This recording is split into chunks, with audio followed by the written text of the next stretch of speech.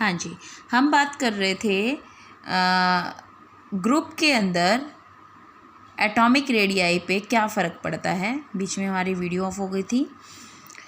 जब हम top to bottom in a group जाते हैं, when we move in a group top to bottom, the atomic size increases. क्यों increase होता है? बिकॉज ऑफ, हमने 2 रीज़न बताए थे।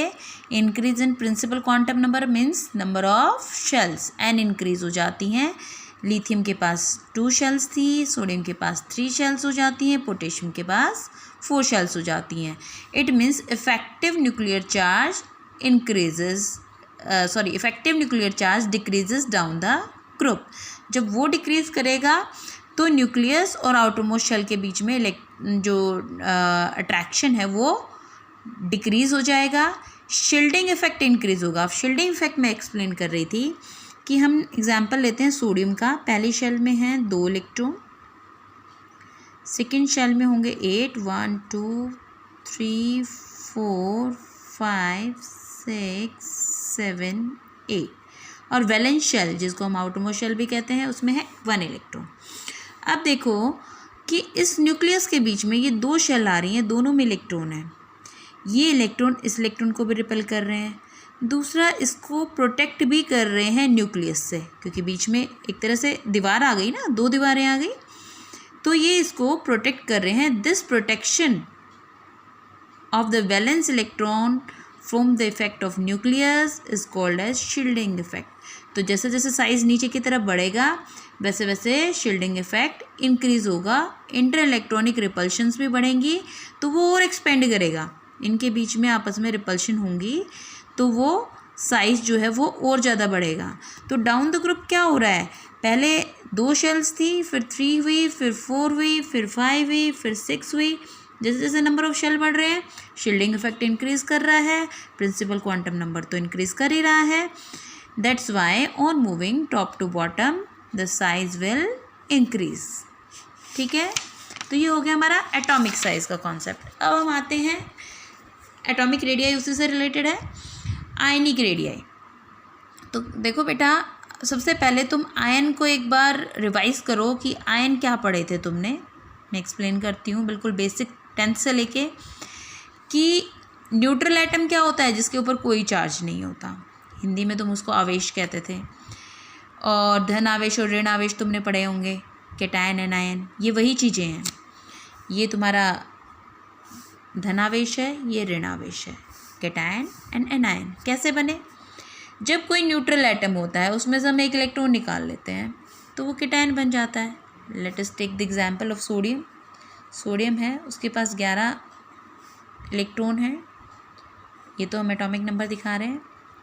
अब क्या हुआ, 11 ही इलेक्ट्रॉन थे, 11 ही प्रोटॉन थे, 11 प्रोटॉन 11 इलेक्ट्रॉन, इसलिए एटम क्या था? न्यूट्रल था, इस पर कोई भी आवेश नहीं था, चार्ज नहीं था।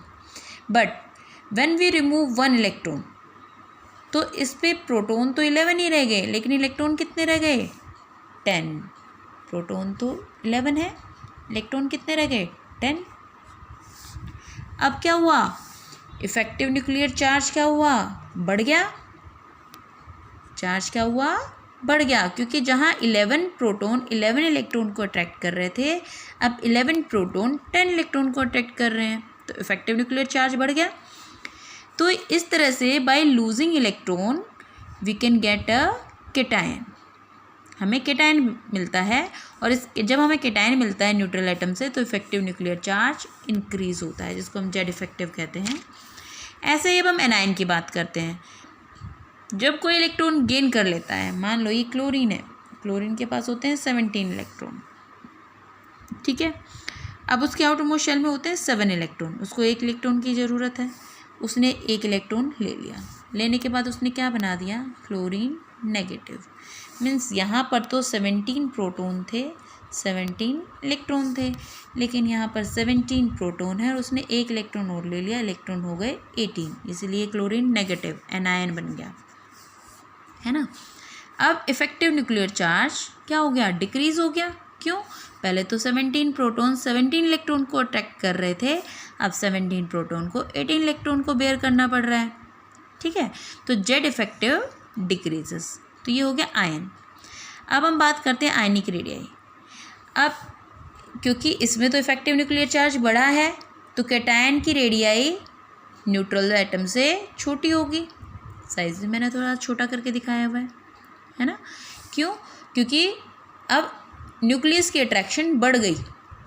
11 प्रोटॉन को सिर्फ 10 इलेक्ट्रॉन अट्रैक्ट करने पड़ रहे हैं, तो साइज कॉन्ट्रैक्ट कर गया।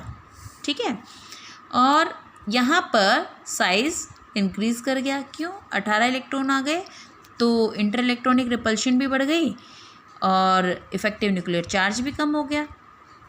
ठीक है, तो ये तो बात हो गई। हम कहें कि कैटायन की रेडियस छोटी क्यों होती है, why the size of the cation is smaller than the neutral atom. तो यू विल टेल, अपने आप लिखना इसको, मैं ये क्वेश्चन दे रही हूँ तुम्हें, why the size of cation या फिर ionic radii of cation is smaller than neutral atom. तो ये आपको क्वेश्चन करना है, और सेम यही तुम्हें एनायन के लिए करना है। Why the size of anion is greater than neutral atom. Same हमने सेकेंड क्वेश्चन यहाँ पे अपने आप बनाओगे। अब आता है क्या इफेक्ट पड़ता है इस पर जब हम लेफ़्ट टू राइट जाते हैं और टॉप टू बॉटम जाते हैं। कोई चेंज नहीं है। जैसा एटॉमिक रेडियाई पे फ़र्क पड़ता था, when we move left to right in a period then atomic size decreases, atomic radii decreases, similarly ionic radii also decreases। Same reasons हैं, क्योंकि इलेक्ट्रॉन सेम शेल में ऐड हो जाते हैं। सेम ये रीजन दे सकते हो आप, इलेक्ट्रॉन सेम शेल में ऐड होते हैं, एग्जैक्टली सेम। बस एटॉमिक रेडियाई की जगह आपको आयनिक रेडियाई यूज़ करनी है। And on moving top to bottom again ionic radii increases because electrons are added into the new shell at each period, right। अब आते हैं हम आइसो इलेक्ट्रॉनिक स्पीसीज। बहुत ही इंपॉर्टेंट कॉन्सेप्ट है, 10th में भी था। एटम्स और आयंस, सबसे पहले इस वर्ड का मीनिंग समझ लो। आइसो मीन्स सेम, इलेक्ट्रॉन्स जिसके अंदर सेम नंबर ऑफ इलेक्ट्रॉन होंगे। अब तुम्हें लगेगा सेम नंबर ऑफ इलेक्ट्रॉन किस में होंगे। एटम्स और ions which contain the same number of electrons are called isoelectronic species. Example दे लेते हैं भैया, जैसे इसमें मैं एक और ऐड कर देती हूँ, नियोन। ये तीनों ही आइसोइलेक्ट्रॉनिक हैं। कैसे? देखो, नियोन में कितने इलेक्ट्रॉन होते हैं, हम एटॉमिक नंबर लिख रही हूँ मैं सबके, 11, मैग्नीशियम में 12।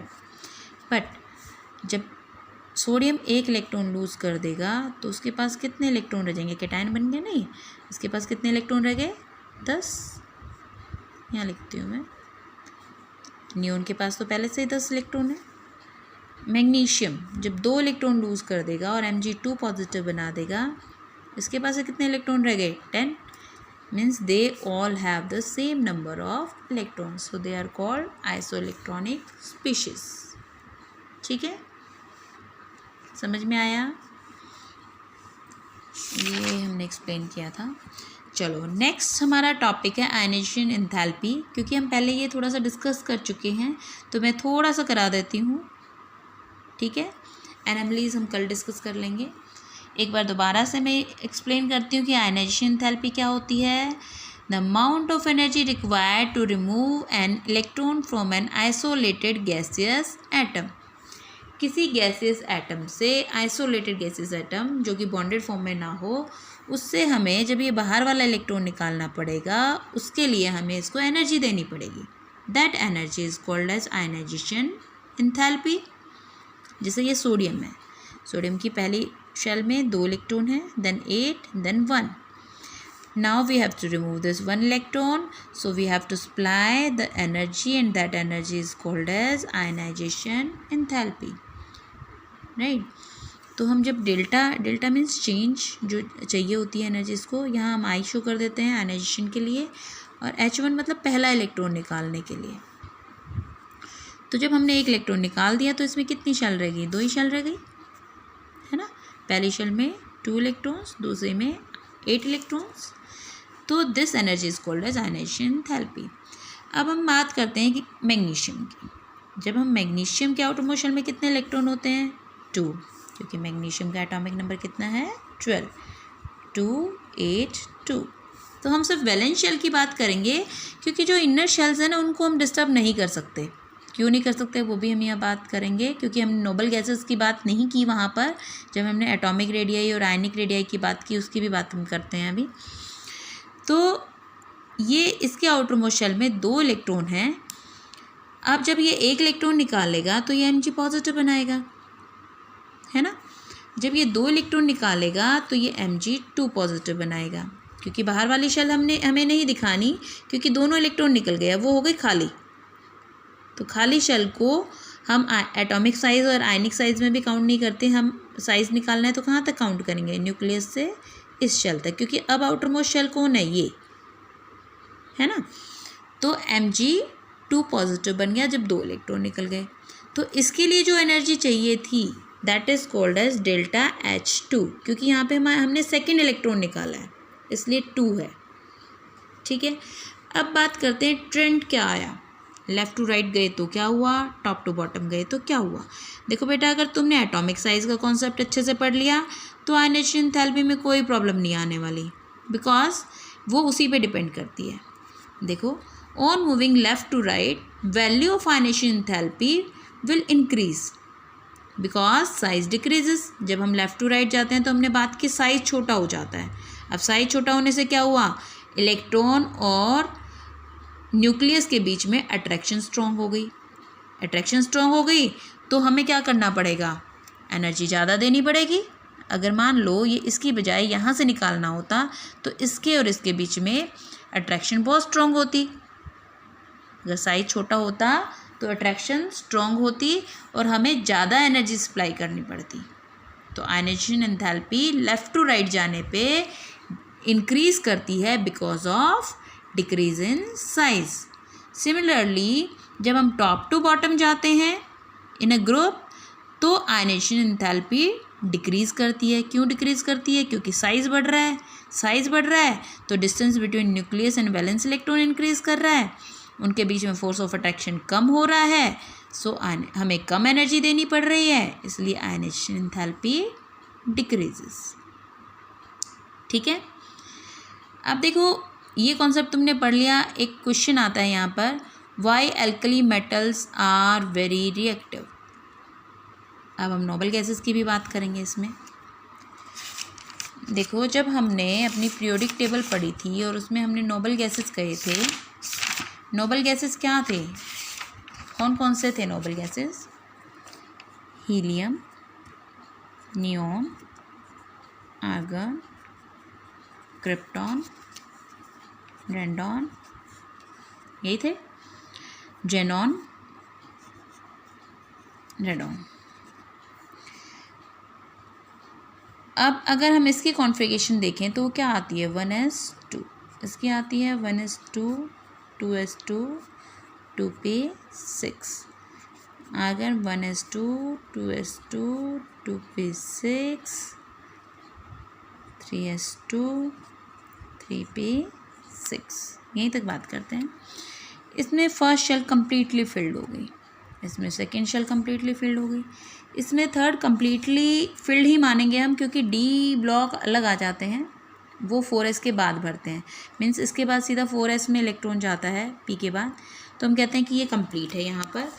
तो अगर हम कहें कि हमें इससे इलेक्ट्रॉन निकालना है, इससे इलेक्ट्रॉन निकालना है, तो एग्जैक्टली फुल्ली फिल्ड जो शेल्स होती हैं दे आर मोर स्टेबल। जो पूरी तरह से भरी हैं, जिसको ना किसी से इलेक्ट्रॉन लेना है ना ही इलेक्ट्रॉन देना है, तो उनसे इलेक्ट्रॉन निकालना बहुत ही मुश्किल हो जाता है।